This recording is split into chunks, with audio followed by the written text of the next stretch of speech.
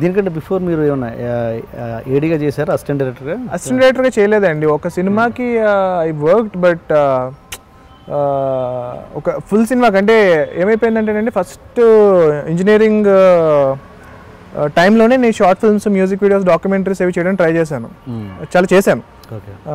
దాని తర్వాత చాలా కష్టపడి నేను చాలా స్టూడియస్ స్టూడెంట్ అనమాట అండి.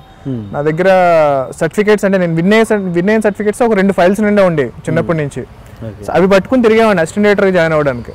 సో అందరూ చూసి నువ్వు ఓవర్ క్వాలిఫైడ్ అని పంపించేవారు, ఎవరైనా అసిస్టెంట్ డైరెక్టర్ తీసుకునేవాళ్ళు కాదు. సో అప్పుడు కొన్ని రోజులు రియలైజ్ అయ్యి, ఓహో ఇవన్నీ తీసుకెళ్తామంటే మనల్ని పెట్టుకోవట్లేదు అని చెప్పి ఏం లేకుండా ఒక రికమెండేషన్ త్రూ వెళ్ళానండి ఒకళ్ళ దగ్గరికి. సో వెళ్ళి కూర్చోరా అన్నారు. కూర్చోగానే ఒక 2 minutesకి ఆ డైరెక్టర్ రేపు వాటర్ తీసుకురారా అన్నాడు. అనేటప్పటికి నేను ఆఫీస్ బాయ్ కోసం చూస్తున్నా, నిన్నేరా అన్నాడు. అనేటప్పటికి నేను లేచాను, కిచెన్లో నుంచి అలా బయటకు వచ్చేసి బైక్ ఎక్కేసి ఇంటికి వచ్చేసా. సో అర్థమైందనమాట, నేను చేయలేను, ఈ టైప్ ఆఫ్ పాత్ నేను నా వల్ల కాదని రియలైజ్ అయ్యా. So I chose the other path అనమాట. ఇప్పుడు ఎన్ని రోజుల సంగతి ఈ విషయం? ఇది ఆల్మోస్ట్ 8 to 9 years అయిపోయిందండి. నేను జస్ట్ ఇంజనీరింగ్ ఫినిష్ అయిన ఇమీడియట్గా అనమాట అండి. ఆ డైరెక్టర్ ఇప్పుడు ఉన్నారా ఇండస్ట్రీలో? ఉన్నారండి. అంటే సినిమాలు ఇంకా తీస్తున్నారా ఆయన? సినిమాలు రీసెంట్గా ఒక సినిమా చేశారండి. అండ్ ఆయన రీసెంట్గా నాకు ఒక హెల్ప్ కోసం నా దగ్గరికి వచ్చారు, నా ఆఫీస్కి వచ్చారు. ఆయనకి నేను సేమ్ పర్సన్ అని తెలియదు, నేను చెప్పలేదు. ఒకరోజు గుర్తుందా అని చెప్పే స్వభావం నాది కాదనమాట అండి. సో మా డాడీకి చెప్పాను, అంటే నాకు వేరే వాళ్ళు కాల్ చేసి అలా పర్టికులర్ పర్సన్ ఉన్నారు, ఆయనకి నీ హెల్ప్ కావాలి అని అన్నారు. సో మా డాడీతో మెన్షన్ చేశాను, ఇలా అతను గుర్తున్నాడు కదా ఆయన అని. అంటే కనుక లేదురా, ఆయనకి హెల్ప్ చేసి పంపించేసాయి, నువ్వేం మాట్లాడద్దు అన్నారు. సో ఆయన వచ్చారు, మా ఆఫీస్కి వచ్చారు, ఆయనకి ఏం కావాలో మొత్తం చేసి పంపించానండి. చాలా ఇన్సిడెన్సెస్ ఉన్నాయి బేసికల్గా. ఇంకా అంటే ఏడిగా పనికిరావు అన్న వాళ్ళే పిలిచారంటే తర్వాత డెఫినెట్గా అండి అలాంటి ఇన్సిడెన్సెస్ చాలా ఉంటాయి. Once you prove yourself no, that is very typical అనమాట. Once you have to prove your worth అనమాట అండి. ఒకటి ఇంకో ఎగ్జాంపుల్ లేదన్నమాట. చాలా అండి, అంటే లైక్ ఒకసారి ఒక ఆఫీస్లో వేరే ఒక పెద్ద డైరెక్టర్, ప్రొడ్యూసర్ ఒక ఇద్దరు మాట్లాడుకుంటా ఉంటే నేను పక్కన అక్కడ నుంచున్నాను. ఉంటే కొంచెం డిస్టెన్స్లో నుంచున్నాను. అరే నీకు ఇక్కడ ఏం పని రా, బూతులు మాట్లాడారు అనమాట. వెళ్ళిపో అనడానికి ఒక మాట అంటాం కదా, అలా అన్నారు. సో తర్వాత అదే పర్సన్ నన్ను నా భుజం మీద చెయ్యేసుకుని మావోడు అని చెప్పుకున్న రోజులు ఉన్నాయి అనమాట. సో ఉంటాయండి, అంటే లైక్ ఇట్స్ ఆల్ గేమ్ అండి బేసికల్గా.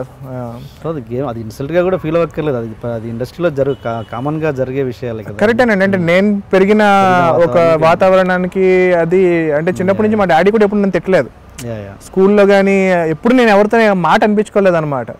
సో బట్ ఇండస్ట్రీకి వచ్చేటప్పటికి ఈ మాటలు అంటే తట్టుకోలేకపోయాను అనమాట. నేను కరెక్ట్ కాదేమో ఇండస్ట్రీకి వెళ్ళిపోదాం అని అనుకున్న రోజులు ఉన్నాయి. బట్ అంటే there is always another path అనమాట అండి.